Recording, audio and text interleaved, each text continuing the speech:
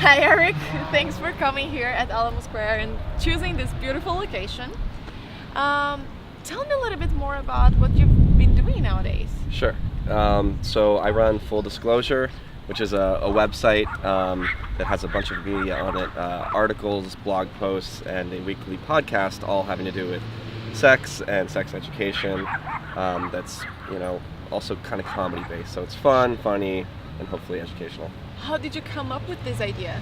Like a lot of people, I enjoy sex. Okay. But I think there's a lot of misinformation out there about it, and it's a lot of taboo stuff people are afraid to talk about.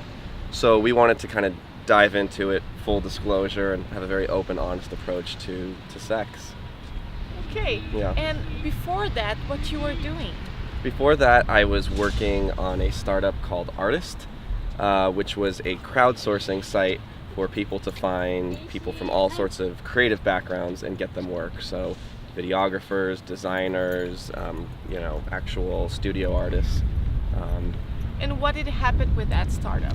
So when I had the idea as a starving artist myself looking for work, I got together with a friend of mine and we came up with this idea, and I took out a bunch of loans and a credit card, and I hired some designers and developers and built out the site. And we had users from all over the globe and customers, but at the end of the day, I never got funding, outside funding, and I had to decide between paying rent and keeping the website up, and I had to go with rent. Oh, so, and how was that feeling like when all that happened? It was tough because I'd put not only just so much of my own money into it, but the blood, sweat, and tears, and to be reading things like TechCrunch and seeing on Facebook every day it's that this company just got $10 million and that company got $10 million. Was that desperating?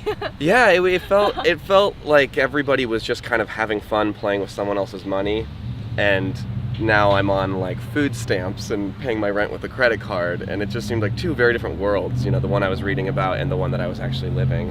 What did you think that happened that it didn't work? There's a few things. We tried to do too much at once instead of being, focusing Yes. on one particular artistic field. We had too many bells and whistles. We had credit card processing on the site, just instead of really having a stripped down version of the site, bare bones from the beginning. So keep it simple. Don't try to do everything at once. Absolutely, yes. You're not going to be able to be everything to everyone, and that's what we wanted to be. But yeah, and the other thing is, to not spend money that you don't have. At the time, Square had just come out, and being able to take credit card payments that way, that would have been a much better option than building in our own credit card processing, things like that. So making something that's small and scalable. For how long did you run that project? That was about a year and a half before I had to decide to start paying rent. Okay, and did you get featured at somewhere like news, publicity? Yeah, there's a website called Social Times that published a great article, a great piece about us, as well as just having meetings with investors. One huge difficulty I ran into is that so many people loved the idea, but we didn't have a developer on our team. And I found being a very entrepreneurial, business savvy guy, but who's not a developer, huge disadvantage, especially here. Okay, so because you felt that you had to hire a developer team, Yes. you didn't have them as a CTO, for example. Right. That you believe that made a difference for you. I was told specifically, they're like, "Who's your technical guy?" And I said, "Well, I have this Python shop that I hired," and they didn't want to invest in contractors. So ultimately, it came down to this outside contracting team that owned all the didn't own the content, but they knew how to make it work, and so then this became a whole nother job for me to find a CTO to bring on, and eventually I just didn't have the money to keep the search going. And did you have a denial phase, like, I don't want to believe this is happening, and then, okay, now I know this is happening and I have to make a decision? How was that process for you? I did have, it was tough. I've always been very entrepreneurial, so I mean, like, I've done things you're not supposed to. Like, I just burnt through my 401k savings to start the whole full disclosure thing.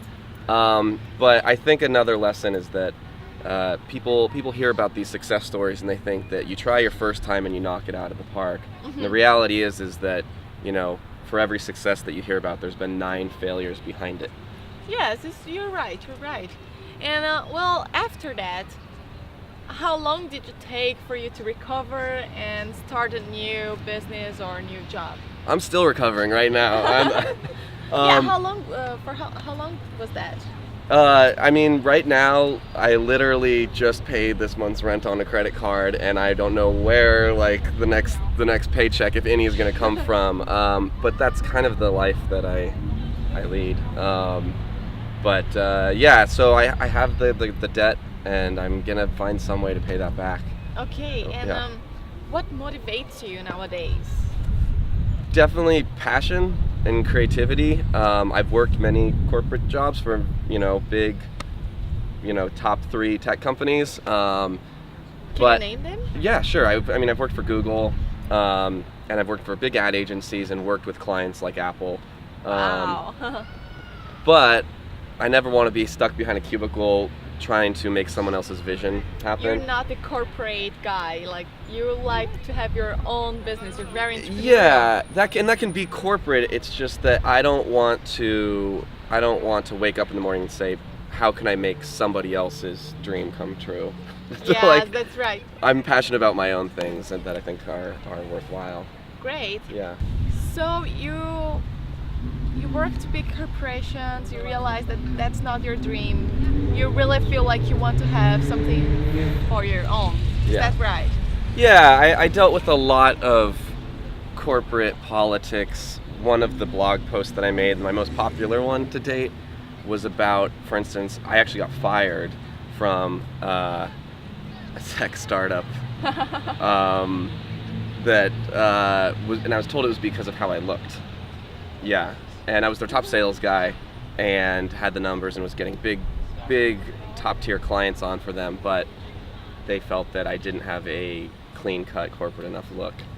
This is weird. This is so It's very weird. Yeah. It got reblogged on Hacker News, which is partially why it became so popular, because it took off in the tech community because people were like, this is BS. Okay, so you blogged about the fact that you were fired? I got a message from my old boss a year after the fact, and he had since been fired, and then I think he felt bad, but only because he could relate now.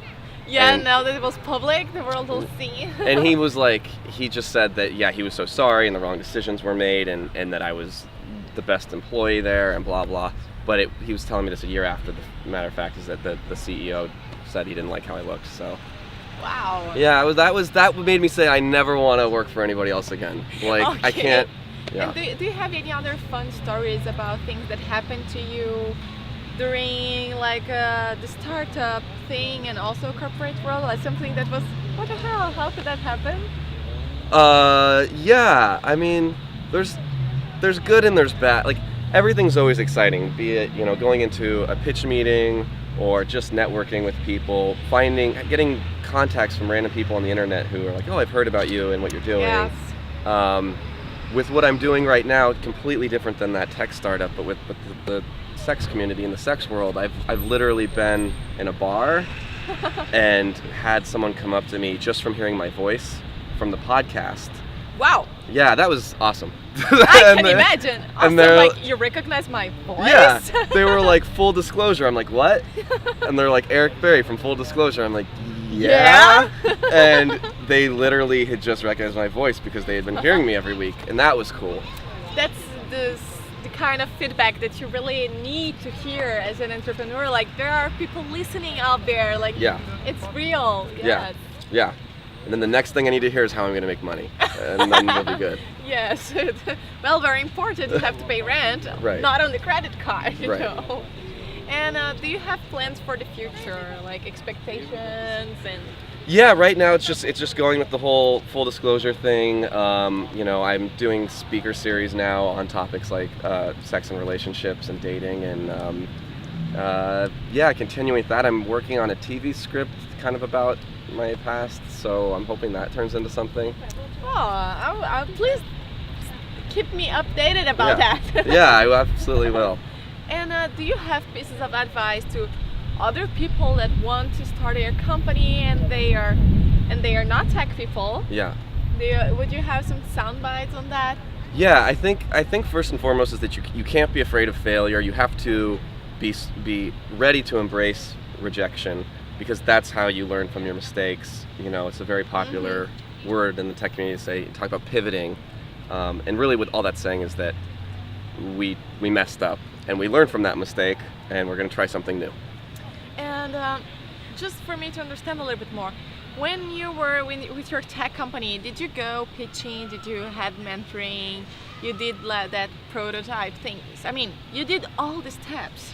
We did. We had a fully functional actual website. We actually made money from the website. It wasn't profitable, but we had income.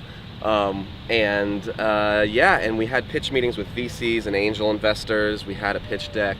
Everything was there, except we didn't have that technical co-founder.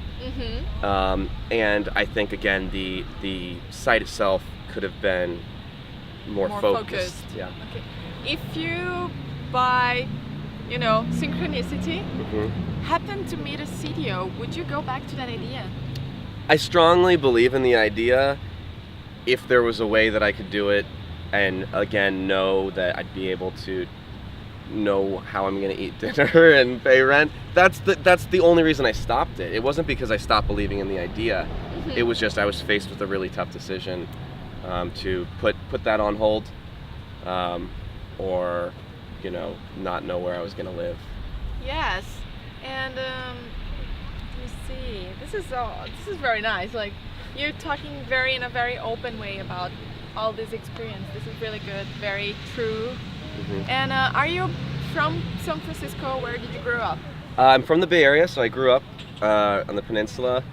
10 minutes from a bunch of tech companies, and then I went to school over at UC Berkeley, and then eventually I moved here to San Francisco. And what do you like? What do you believe it's different and special about here, around Silicon Valley? It's changing. Everything's changing so fast and all the time. You do have the stories I was talking about of huge success, from young kids, people in their early 20s living their dreams, which is great. And then you have the creative artistic types, and they're not Ubering around everywhere. They're figuring out how they're going to make it. But it's nice to see passion and creativity all over a city. Yes. So please, Eric, could you give advices based on your experience? Sure. I think that the main thing is that you can't be afraid to fail. You need to be able to embrace rejection and learn from those mistakes, and be passionate about what you're doing, because at the end of the day, if you don't believe in what you're doing, during those tough times, you're going to want to give up. But just being persistent, and not being afraid to let go of some things that might be very near and dear to you, so that you can then take the right steps to move forward. And how was to tell your family and friends that you were shutting down the company?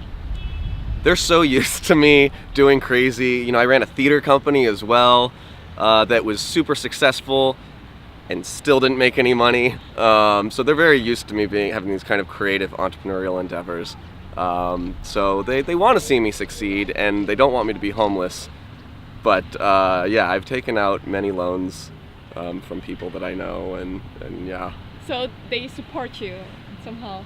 They support me the way they can. They're not really like writing checks to me. They can't do that. But certainly telling me they love me and a pat on the back.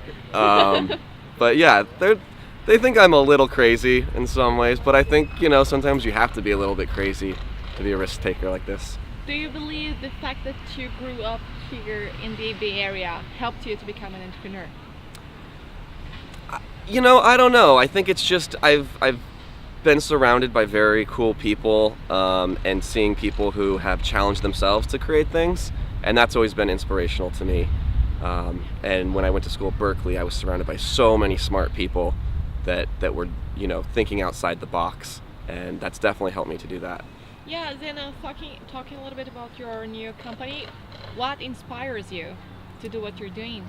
I think that, I like sex, like I think a lot of people do, but I think that a lot of people don't fully understand it, or they're afraid to talk about it, and that's putting a lot of misinformation out there, and that if we can be vulnerable and be open about a lot of those issues, there's a lot that we can learn from each other, and not have relationships be so complicated and all of that stuff. So real life, real sex inspires you then? Yeah, sure. That, and I write. There's comedy in it as well. I like to make people laugh. Yeah. From where do you have this comedian vein? I grew up when I was a little kid. I would sneak into my parents' room when they thought I was asleep, and my dad would be watching Letterman, and I'd watch David Letterman late at night, and I just remember thinking it was the funniest thing in the world. And I would write my own top 10 lists when I was in grade school. And I always thought that writing was a great way to express yourself. And then I was introduced to theater, and you kind of combine those two things, and you get stand-up comedy. That was nice.